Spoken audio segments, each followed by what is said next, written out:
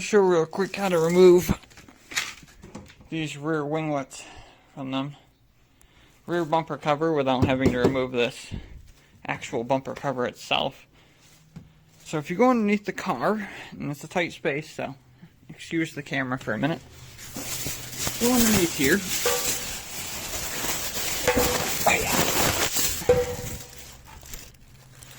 There is a bracket in the way.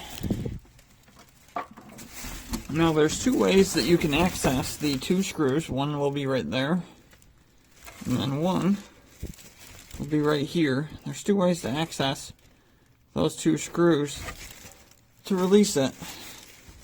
The first, I drilled a hole in each spot, there and there, so that I can actually get in with a screwdriver and undo them.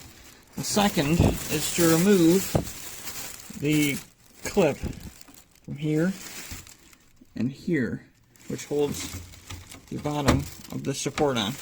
Once you move the support out of the way, you can actually get up there with a screwdriver. The trick here is actually getting this to pop out. And what I found works best is to take a screwdriver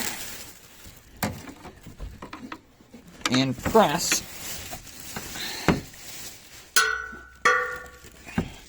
Take a screwdriver and press this tab out and that way. So towards the rear of the car and out at the same time.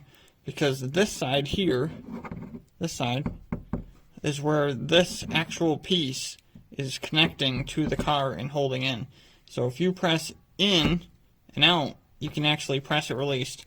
So there's one here, there's one here. And there's also one down here. Let's take a look at it. Put some painter's tape here for protection. There's your piece removed. So I'm going to go over to the other side now and I'll show you that process live feed. Alright, so it's very tight under here. I'm doing my best to not be completely shaky and out of place with the camera. But first thing you're going to do is release these clips. Take them out.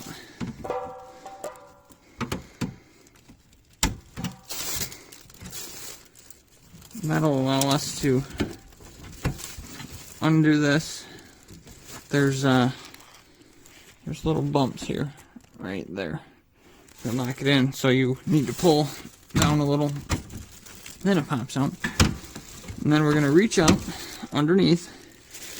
I'm going to show you this and then do it because I really don't have much room. We're going to reach up there with our screwdriver this way and get to those screws. Alright, I got both screws removed. So you can see one goes right there on that little pedestal. I can't really point to it. And then there's one slightly up, but they're quite easy to see when you're under here. Now, there's three fins. There's one here, one in the middle, and there's one there. They're extremely difficult to get out if you do them the hard way, I guess I'll put it. And the way I like to do it, and I'm going to try to finagle this while holding this camera in my face. The way I like to do it is to once again take this screwdriver like this. So right now I'm touching a tab. Push it about the middle, just slightly above. So here's the edge. This is where it locks in. Push just slightly above. And then push out and back at the same time.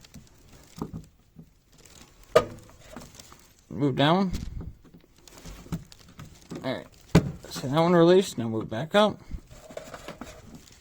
Now this is usually easier if you're doing it from the outside of the car at the same time. You can put a little bit of pressure on it. But we're going to push out. Out and down. There goes that one. And then same on this one.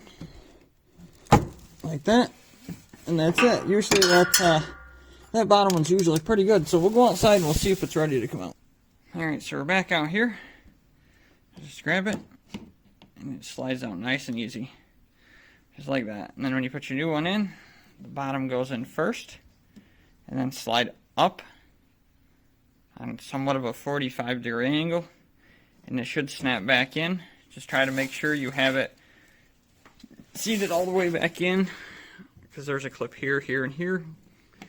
You can check on the inside to make sure that these clips, which can be seen here, make sure these clips are actually seated past that plastic so that you have a good seat. And then put your screws back in if you so decide to. I'm sure they'd probably hold with just the clips if you really want. Screws would be, you know, back to OEM standards and make you feel better when you sleep at night. But that's how we get them out.